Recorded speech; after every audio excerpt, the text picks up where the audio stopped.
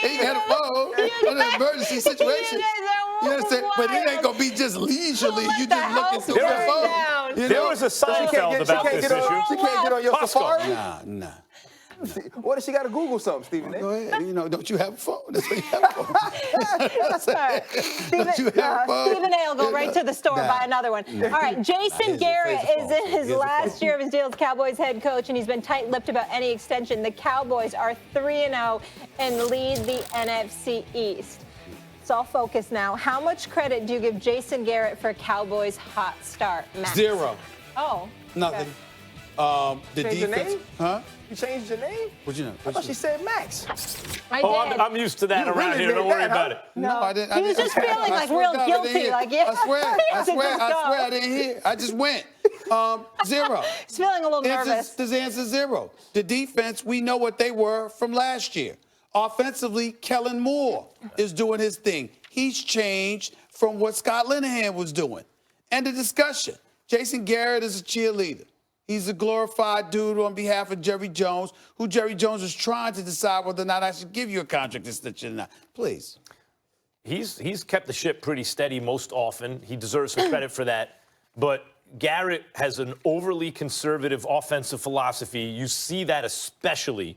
It's from last year. There was a play. They have Ezekiel Elliott to draft him 4th overall. He exceeds expectations. They're like around midfield. It's a 4th and 1, and they punt. Texans. Okay, I'm done with you, Garrett. Like, you do that, I'm done. But Kellen Moore has installed a much more dynamic offense. Dak is making all the plays. I second what Stephen A. said. It's Kellen Moore more than anything.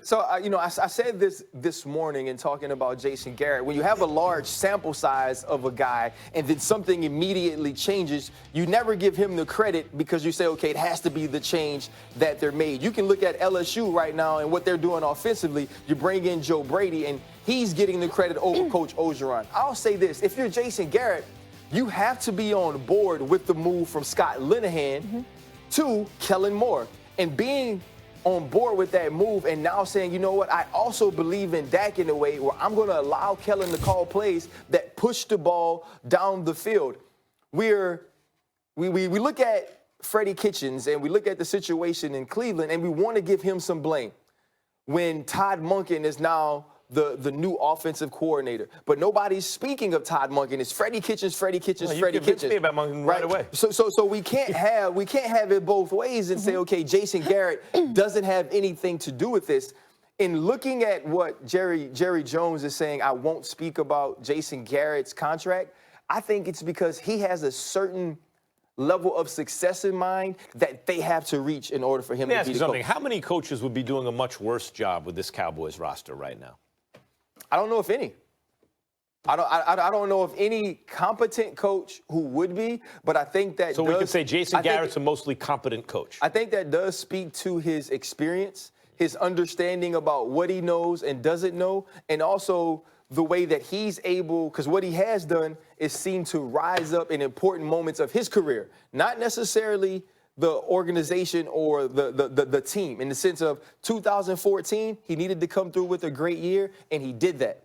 Right? We now are in 2019. It seems to be that he has to come up with a great year in order to keep his job, and they're starting out 3-0, and I would think are the favorites to win the NFC. So he's at least Garrett going to pressure. have the job next year? Yes. But Max, he's got the best O-line in the game. He's got the best linebacking core. He's got ends who can pressure you. Have we always, he's got guys who can cover. He's got a lead wide out, a great running back. When we were talking about the quarterback play, MVP. Nobody was saying that Dak was this guy. There was arguments made that Ezekiel Elliott should get paid before Dak because he was more important. We are no longer making that argument. So now all of us, like, we just can't have it both ways. You can't lean on one side. You have to be a part of that process. I said Jason Garrett would be there next year. I was joking. What's wrong with you? He'll be gone. Oh, my God. Why did you